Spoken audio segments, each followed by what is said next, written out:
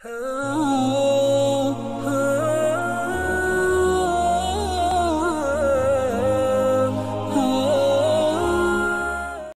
اس آیت شریفہ کے اندر اللہ تعالیٰ نے اس حکم کو بیان کرتے ہوئے کہ کوئی کسی کا مذاق نہ اڑائے، عورتوں کا الگ تذکرہ کیا، مردوں کا الگ تذکرہ کیا. وَلَا نِسَاءٌ مِّن نِسَاءٍ عَسَىٰ أَن يَكُنَّ خَيْرًا مِّنْهُنَّ. ایسے ہی کوئی عورت کسی عورت کا مذاق نہ اڑائے. علماء نے لکھا ہے کہ اللہ رب العزت نے مرد کا، جب اللہ نے کہہ دیا کہ کوئی انسان کسی کا مذاق نہ اڑائے تو اس میں سب شامل ہے، چاہے وہ عورت ہو یا مرد ہو، لیکن اللہ نے الگ سے بیان کیا کہ عورت کا مذاق نہ اڑائے، کیونکہ عورت کے اندر تان و تشنی اور مذاق اڑانے کا ریشو زیادہ ہوتا ہے، ان چیزوں میں وہ زیادہ مبتلا ہوتی ہیں. تو اللہ تعالیٰ نے خاص طور پر اس حکم کی اہمیت کو بیان کرنے کے لیے کہ ہم اور آپ سمجھتے ہیں کہ مذاق کرنا کوئی گناہ نہیں ہے. میں نے وضاحت کی ہے کہ کیسا مذاق کرنا گناہ ہے اور کیسا مذاق کرنا گناہ نہیں بلکہ باعث ثواب بھی ہے. تو اگر کوئی عورت بھی کسی کا مذاق اڑائے تو یہ بھی اللہ کی نظر میں پسندیدہ نہیں ہے. اور دوسری وجہ جو بہت اہم نکتہ ہے کہ آخر اللہ نے پہلے یہ کہا کہ کوئی مرد کسی مرد کا مذاق نہ اڑائے، پھر اللہ نے کہا کوئی عورت کسی عورت کا مذاق نہ اڑائے. اللہ نے یہ تو جب دونوں کا حکم الگ الگ بیان کیا، اللہ نے یہ تو کہا ہی نہیں کہ کوئی مرد کسی عورت کا مذاق نہ اڑائے اور اسی طرح کہ کوئی عورت کسی مرد کا مذاق نہ اڑائے.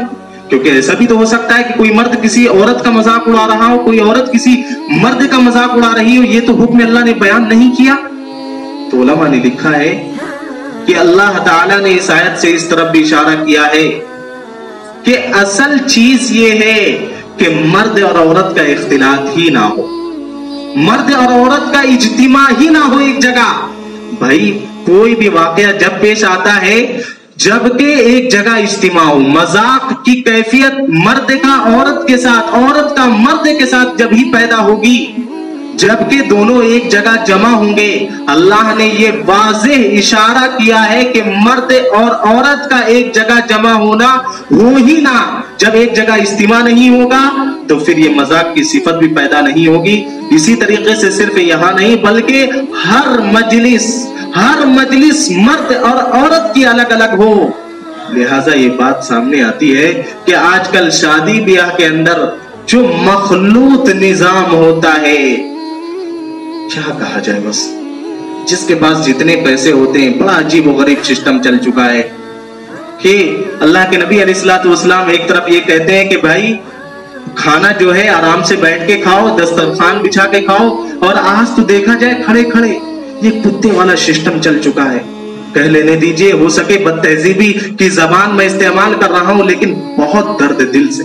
آج جس کے پاس جتنا پیسہ ہے اتنے ہی کیا ہے وہ اللہ کے نبی کی سنت سے دور ہے. ذرا دیکھ لیا جائے کہ کم از کم جو غریبوں کی شادی ہوتی ہے اس میں بیٹھنے کا کچھ سسٹم ہوتا ہے اور بہت سے لوگ الگ الگ انتظام بھی کرتے ہیں. لیکن کیا کہا جائے کہ جس کے پاس جتنا پیسہ ہوتا ہے پھر وہ اسی طرح بے حیائی کو فروغ بھی دیتا ہے. کھڑے کھڑے کھانے کا سسٹم چل چکا ہے شادی بیاہ کے اندر. یہ کیا نظام ہے؟ یہاں مرد اور عورت کے جسم ایک دوسرے سے متصل ہو رہے ہیں، کسی کو فکر ہے؟ ہر کسی کی نظر جو ہے پاکیزہ نہیں ہے، ہر کسی کا دل اچھا نہیں ہے. بہت سے ان میں ایسے سرفرے بھی ہوتے ہیں جو اسی مقصد سے جاتے ہیں تاکہ ہم مزے لیں. کسی کو شادی بیاہ میں یہ فکر نہیں ہے کہ یہ مخلوط نظام کو ختم کریں. خدا کے واسطے ہاتھ جوڑتا ہوں، کم سے کم اگر آپ کے گھر میں شادی ہو تو اس پہ توجہ دیجئے. آج کل بے حیائی کا عجیب رسم و رواج چل چکا ہے. آج سر پہ دوپٹہ تو خیر ہونا یہ گویا کہ یہ کہہ لیا جائے کہ آج کے دور میں لوگ بے وقوفی کی علامت سمجھتے ہیں. ایسی حالت ہے. ابھی ایک واقعہ پیش آیا کہ کیا نام ہے، کچھ عورتیں کھانے کو گئی. بہت سی عورتیں شریف گھرانے سے تعلق رکھتی، کھڑے کھڑے کھانے کو پسند نہیں کرتی ہیں. تو کچھ عورتیں کھانا کھا چکی تھی بیٹھ کر کے. جب کہا گیا کہ اب کھڑی ہو جائے تاکہ ہم لوگ بھی بیٹھ کے کھانا کھا لیں تو پتہ ہے کیا جواب ملا؟ کہ تم لوگ کو پتہ نہیں کہ کھانا کیسے کھایا جاتا ہے.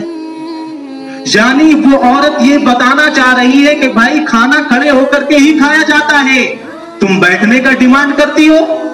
شادی بیاہ کے اندر اصل یہ ہے کہ کھانا کیا کھاؤ، کھڑی کھڑی کھاؤ. گویا کہ آج جو ہے اللہ کے نبی کی سنت بدل چکی ہے. बदल चुकी है। एक वाकया है, यानी ये बात जहन में बैठ गई है कि यार फैशन क्या है कि खड़ी खड़ी खाना खाओ। भाई कैसे खड़ी खड़ी खाना खाएंगे मेरे दोस्तों? मैं यही कहकर खत्म करूंगा कि कम से कम अगर आपके घर में शादी ब्याह का मौका हो तो कम से कम इतनी तो फिक्र कर लो कि बैठने का जो है निजाम बनाओ, और इतना भी कर लो कम से कम कि खाने का इंतजाम अलग अलग हो, ताकि कम से कम अपनी जात से जितना कम गुनाह कर सको करो। खैर सुन्नत की उम्मीद लगाना तो बहुत दूर की बात है। अल्लाह रब्बुल इज्जत हम सबको समझने की तौफीक अता फरमाए।